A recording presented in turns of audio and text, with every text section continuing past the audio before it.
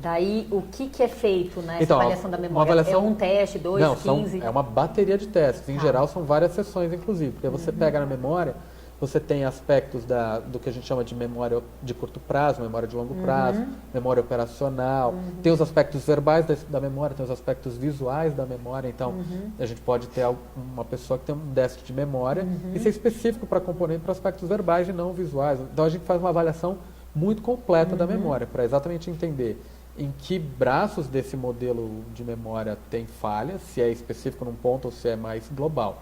E como que funciona? Você avalia e depois compara com uma curva de distribuição normal na população para aquela faixa etária e para aquela escolaridade. Aí tem todos os critérios para a gente conseguir ver se está de acordo ou não, se é esperado ou não.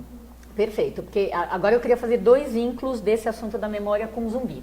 Então, essa explicação que você deu para a gente de bombardeio de informação, eu concordo plenamente com isso, mas eu tenho receio de que isso não seja a única explicação, e eu vou te colocar por quê.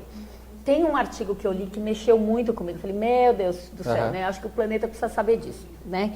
Que os pesquisadores pegaram, acho que eram 2 ou 3 ratinhos, treinaram para descobrir um caminho de um labirinto, né? E daí dividiram esses 2 grupos, a partir do momento que eles aprenderam, dividiram em 2 grupos. Um grupo se expôs a ondas eletromagnéticas num tempo X, uma dose Y, tá? Que eu não lembro, e o outro não. Soltaram os ratinhos de novo e os expostos à onda eletromagnética não lembravam o caminho, né, que eles foram condicionados. Então, isso foi uma coisa que eu falei, meu Deus, a gente está com antena, com essa coisa Wi-Fi o tempo inteiro, cada vez mais em mais lugares, né? E eu me pergunto se isso tem ou não um poder pela pesquisa de afetar memória, tá? E por que eu vou vincular com o zumbido? Porque a gente já está vendo de uns anos para cá, e as pesquisas estão confirmando também, que o uso do celular direto na orelha está aumentando a chance de zumbido. Tá? Então, existe um mecanismo de lesão próprio do ouvido, vem a perda, só que vem numa região do ouvido que a pessoa não percebe e vem o zumbido como primeiro sinal. Tá? Então, se a pessoa usa o celular bastante, o celular está aqui trocando onda eletromagnética, que nem doido com a antena para manter a qualidade da ligação. E daí, tá aqui direto na minha orelha, então o mecanismo de lesão tá me fazendo pensar que é possível que eu esteja interferindo no ouvido, é possível que eu esteja interferindo na memória. E daí vem os pacientes com zumbido com uma baita queixa de memória. Eu não faço avaliação formal para saber de memória mesmo ou não. Né? Mas assim, essa queixa tem ficado tão comum que eu estou muito preocupada com esse ponto. Você já leu alguma coisa assim? Então, exposição... Esse é um tema polêmico, obviamente, porque a gente está inundado por ondas eletromagnéticas, celular, antena, torre de transmissão, enfim. Não sei, Tanit, acho difícil no momento a gente afirmar se com certeza. Sim ou não. Acho que fica no ramo da preocupação. Fica no né? ramo, sabe? Porque assim, a questão é a intensidade de campo magnético aplicado.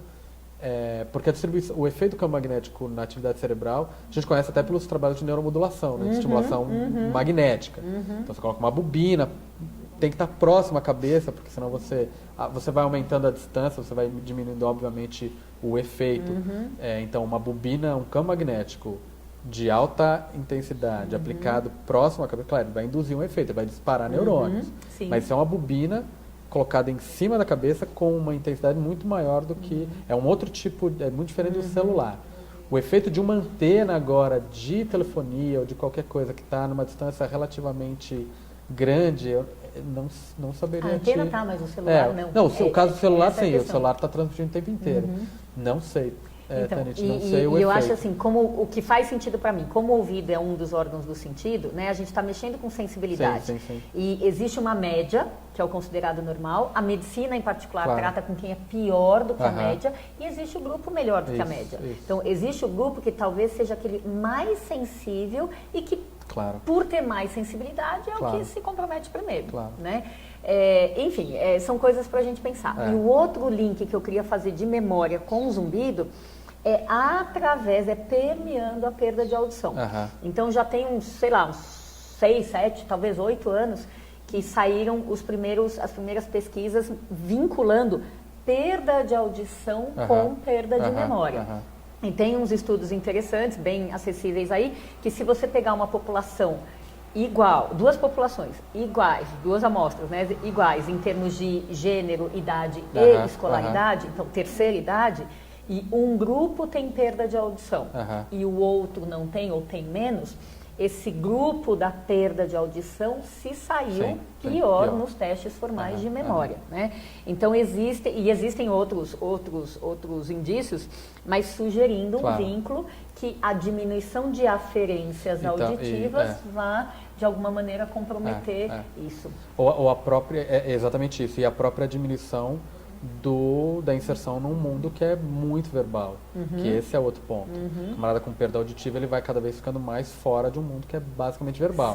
Até ele ter uma adaptação sensorial para buscar informações por vários outros sentidos. Claro, tem o visual preservado, mas vai ter outra... também pode estar diretamente relacionado com memória, né? O camarada está escutando cada vez menos, está menos inserido numa comunidade verbal, tem menos informações verbais para memorizar, para aprender e para memorizar. Isso também tem uma relação direta, né? Direta. Com certeza. Então parece o típico problema, né? Que eu acho que o buraco é bem mais baixo. Tem um submundo aí que a gente precisa estar prestando atenção, né?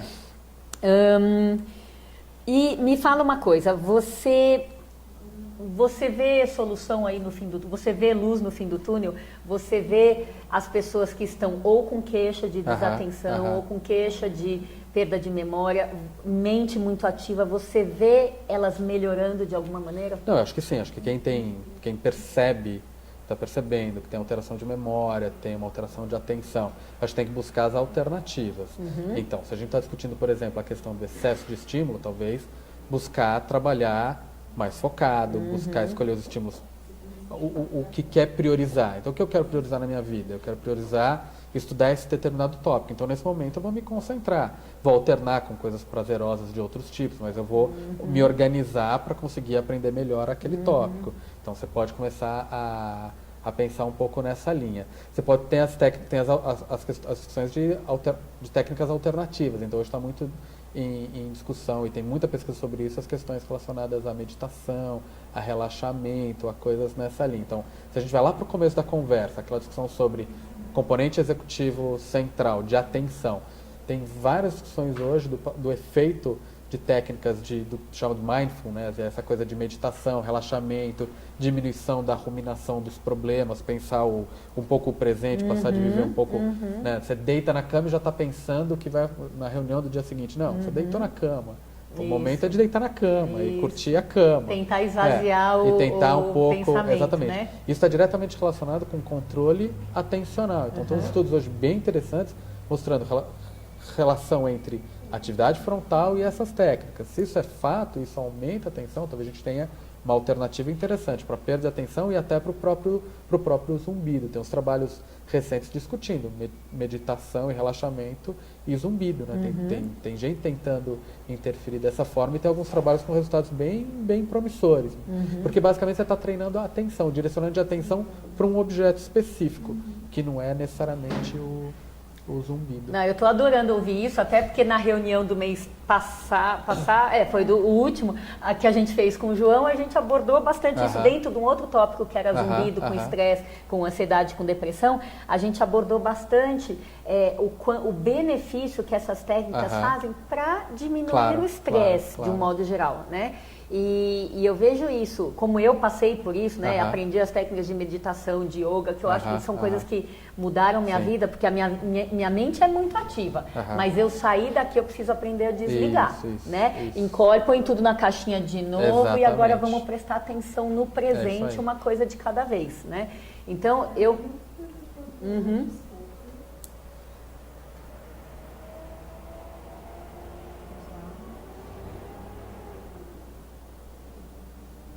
Então, acho que você aprender a lidar com essa demanda enorme, essa sobrecarga, né? Essa necessidade de ter alto desempenho, mas saber quando Quando, você... ó, isso. vamos fechar a portinha, guardar tudo na Isso. caixinha aqui, pronto. Agora vamos é. ser só mãe, ou só Isso, esposa, é. ou só... Né? É isso Com aí. uma tarefa de cada vez, isso aí. acho isso fundamental.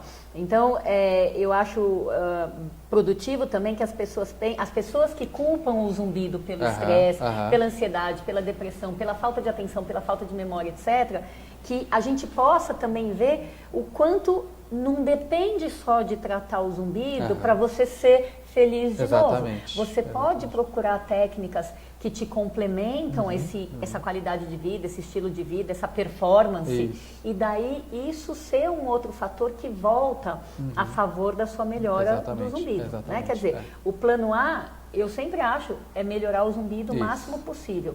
Mas as pessoas, acho que elas têm que enxergar que o zumbido nem sempre é o problema da vida delas. isso. Então, enxergar o contexto todo. Olha, Exatamente. eu tenho zumbido e eu tenho uma dificuldade no meu controle atencional. Isso. Então, como é que a gente maneja essas duas Exatamente, coisas de modo que a vida flua com o zumbido e com a atenção? Né? Exatamente. Então, acho que isso é toda essa riqueza de detalhes que você deu pra gente vai servir para as pessoas que estão nos assistindo aí, né? Terem estratégias diferentes para lidar com as questões, né? Legal. E me fala uma coisa, você também está fazendo atualmente avaliações formais dos pacientes? Isso, a gente faz. Então deixa aí pra gente deixa aqui pro público que está ouvindo um telefone para quem quiser te achar. Tá ótimo. O que você pode dizer? Tá, então o eles? telefone do consultório, que é onde a gente faz as avaliações neuropsicológicas, é 5574-7736. É só ligar lá, entrar em contato. Ok, Legal, Paulo. Então obrigado. quero te agradecer muito Não, de eu que você ter agradeço, vindo. obrigado. Espero que vocês tenham aí curtido esse papo que eu acho que interessa para a vida Legal. de todo mundo, com zumbido ou sem zumbido. Tá Legal, bom? agradeço. E como o tempo tá sempre contra a gente, já isso está aí. na hora de terminar, então a gente se despede, chamando vocês para a próxima reunião, dia 6 de agosto, sobre os aspectos nutricionais do zumbido, hein? Estejam conosco. Tchau, tchau. Obrigada.